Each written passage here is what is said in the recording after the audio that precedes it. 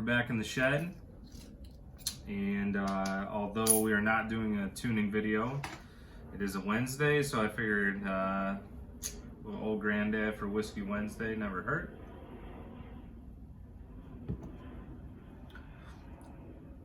So as you can see by the thumbnail and the title, the low pressure fuel pump setup that I've been working on for a while now is no more. Not going to happen, but it's for good reason. So as we were going through the prototyping phase with some new printed 3D printed top hats and everything that would have housed the hellcat pump and everything that you need in that to kind of be a drop-in solution. A guy by the name of Dennis Phelps, huge shout out to him. He came along and did a ton of research and legwork on every OEM low pressure fuel pump and tank and sending unit and line option available from GM. So in doing all of this research and with his previous knowledge, what ended up happening is we realized that there was no reason for me to continue with the hellcat option because it would have needed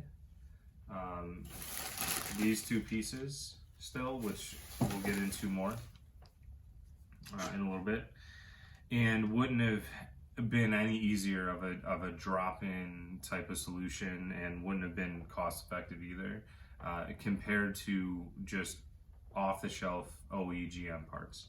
So at that point I shelved the low pressure fuel pump project for the hellcat pump.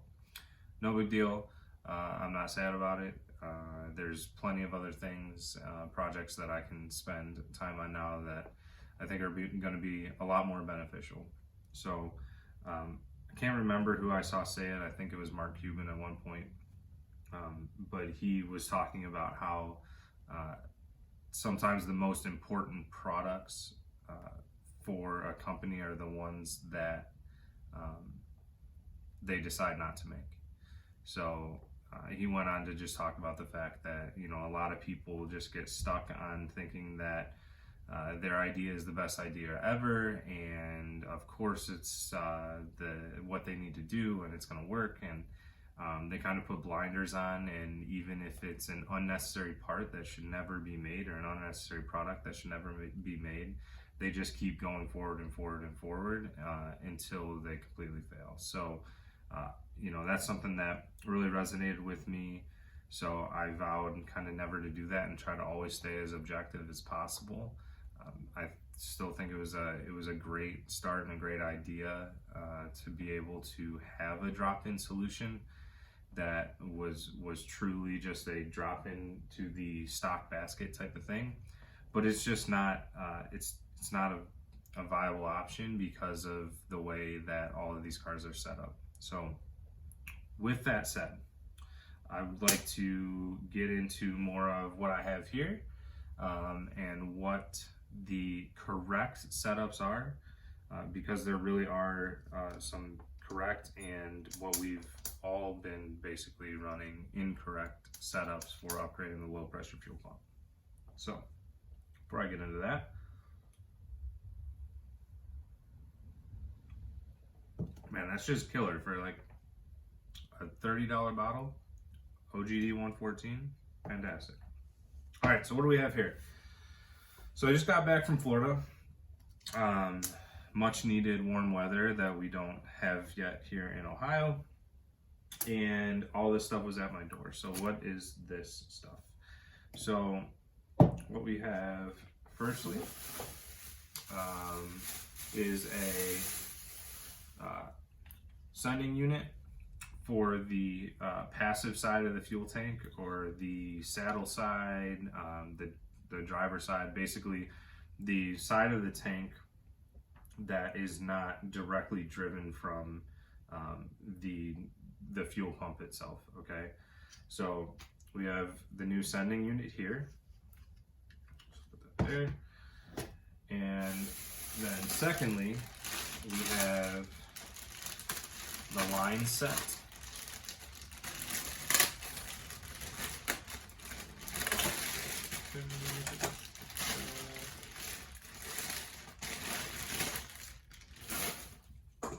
Okay, simple enough. Now these are the lines that are going to run from the sending unit on the passive side of the tank over to the basket on the active side of the tank, or the primary side of the tank. So that's another way to think about them, is primary and secondary side. Okay, so these are extremely important, and something that nobody has discussed, and is I just realized and found out a month ago at this point. So basically what everybody's doing when they do a ZL1 pump upgrade, that's what the only upgrade that's out there. What they're doing is they're just taking the stock basket, the stock unit, and they're taking that out and replacing it with the ZL1 basket, and that mostly fits in the same spot. And then there's just a couple of modifications that you need to do. Okay, there's a line, and I'll post pictures and links and to all this stuff. But so there's a line on the ZL1 pumps that is not really, it's not there on the LTG pumps. And what that is it's a T off of the Venturi system. And then the other thing that the ZL1 pumps have is, instead of at the bottom of the tank, let me grab it. All right, so I don't have a ZL1 pump in front of me right now because it's in my car. But basically, you have some of the differences is you'll have the Venturi line that runs from the stock pump, just goes directly, kind of loops and goes directly down into your Venturi port that pulls fuel from here, from the passive side of the tank, or the secondary side of the tank. So basically you would have one of these lines that connects to here and runs to the secondary side of the tank, okay? But on the ZL1 pumps, you have a T up here that would connect to one of these.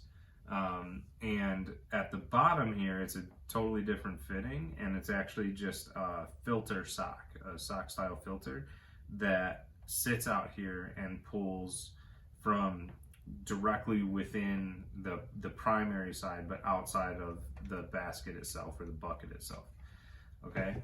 So what people have been doing this whole time is they're replacing this whole unit. Okay, this would be the fuel pump module. And on the bottom here, they're essentially changing this from pulling from the secondary side of the tank. They're changing that to the sock filter that's on here. And on the ATSs, you have to shorten that line a little bit to get the filter to work inside the confines of the tank.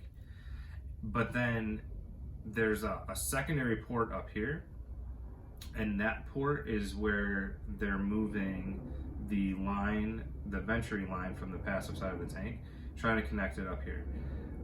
And then the second Venturi line, as you see, that is part of the teed off portion, but what everybody's doing, because the LTGs just have the one Venturi line that runs over there, they're capping off the T. They're just taking the line that was down here and they're trying to connect it up here, which, let me tell you, is the biggest pain in the ass of any install that I've done on this car, next to all the shitty issues that I had with getting the trans back in when I did the clutch. Okay, so it's a lot of words, but basically, it comes down to we've all been doing the ZL1 pump swap wrong. Okay. The reason that we have to cap a line off and move things around and all of that is because the ZL1 actual pump flows too much volume to use the same type of system as the same type of venturi system and everything as the LTG pump. Plain and simple. Okay, so you'll hear all kinds of people having either issues with not being able to run the tank empty, having pumps go bad prematurely. Chris, for instance, that's very likely due to running the pumps dry.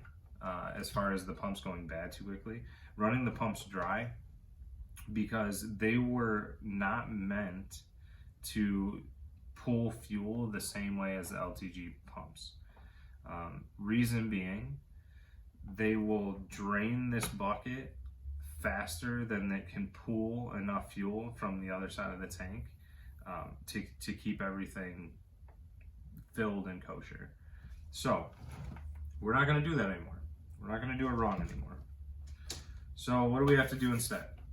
You can still buy the ZL1 pumps.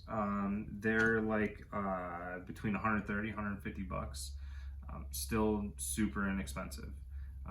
What Dennis did find though was the CTS-V pump module, which again is going to be this whole unit.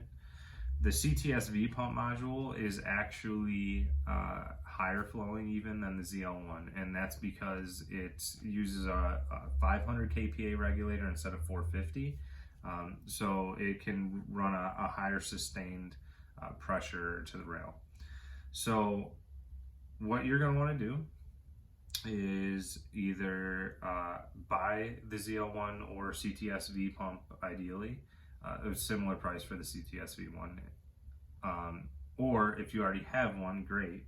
But then what you want to do is you want to order this line set, which I'll have the part numbers linked. I may just link the entire document that Dennis wrote.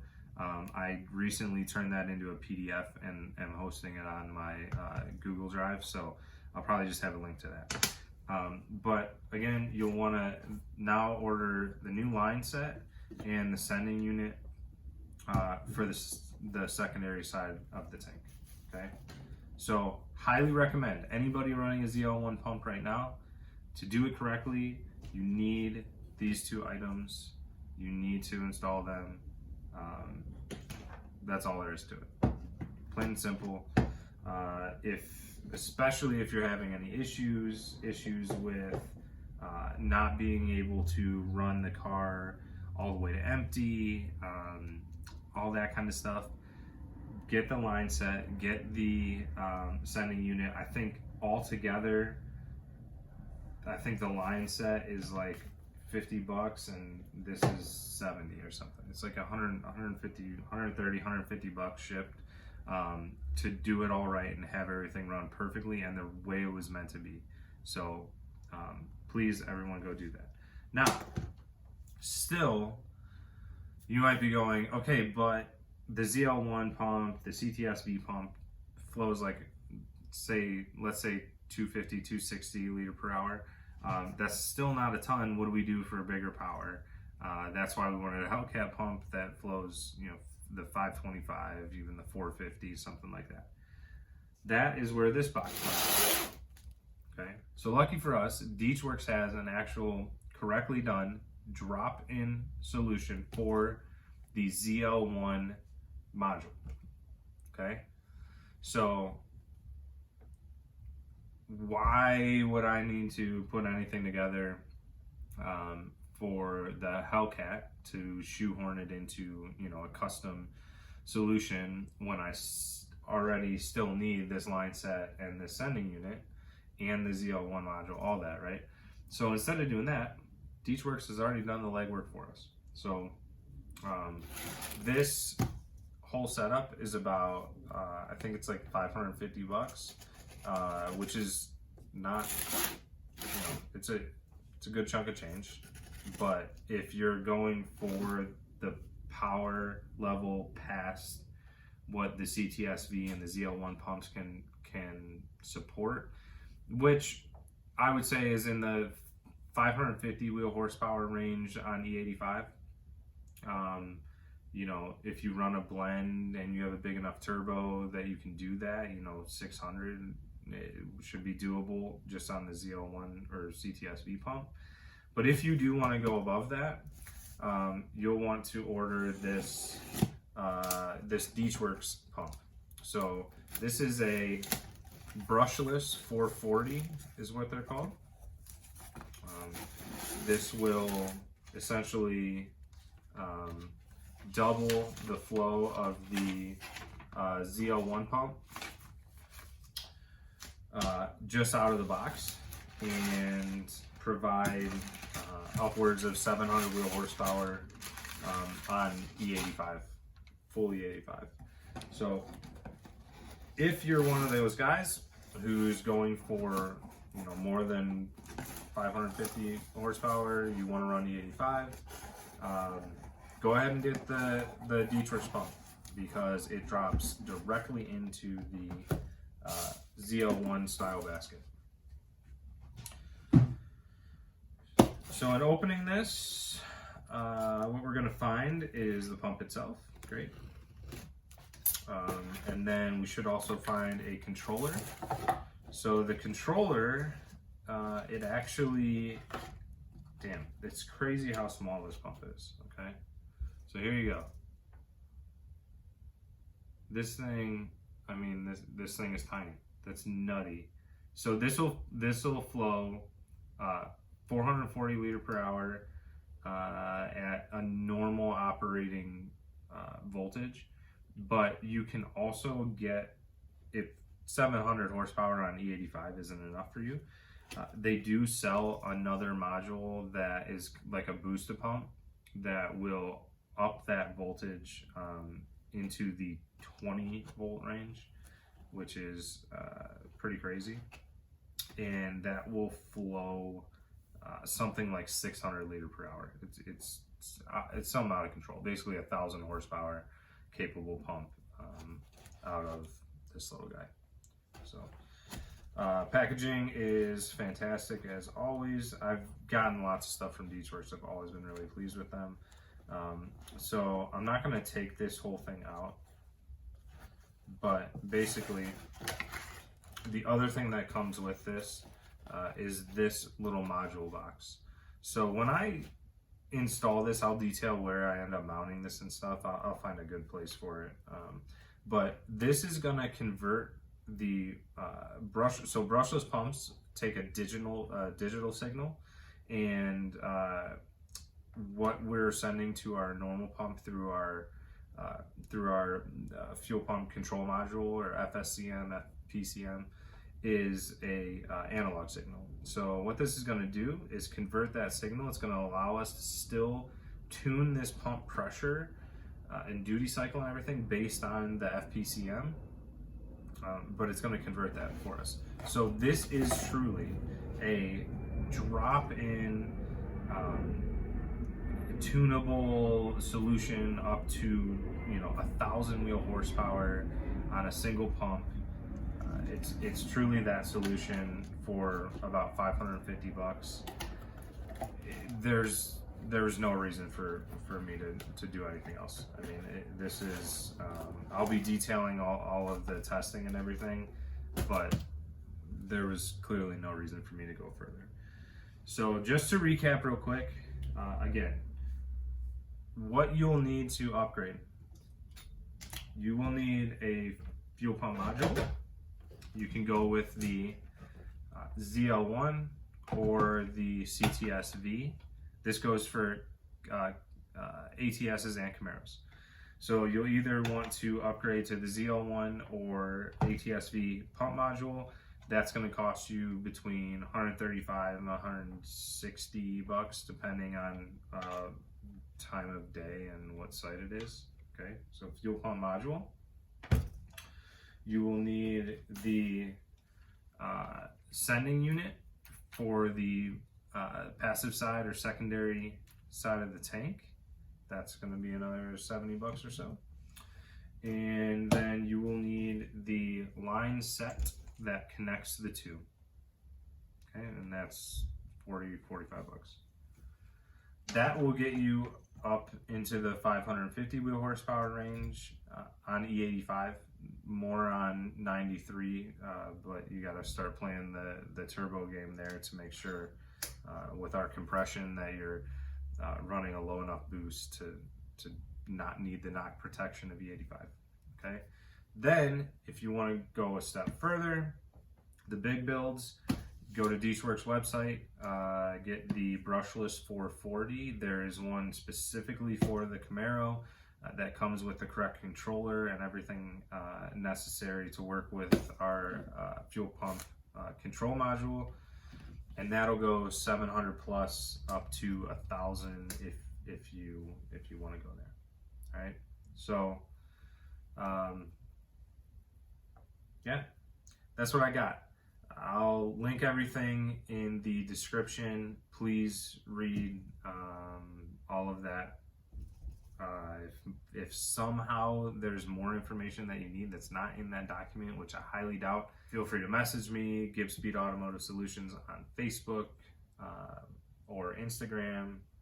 You can message me, comment here, and I'll get back to you.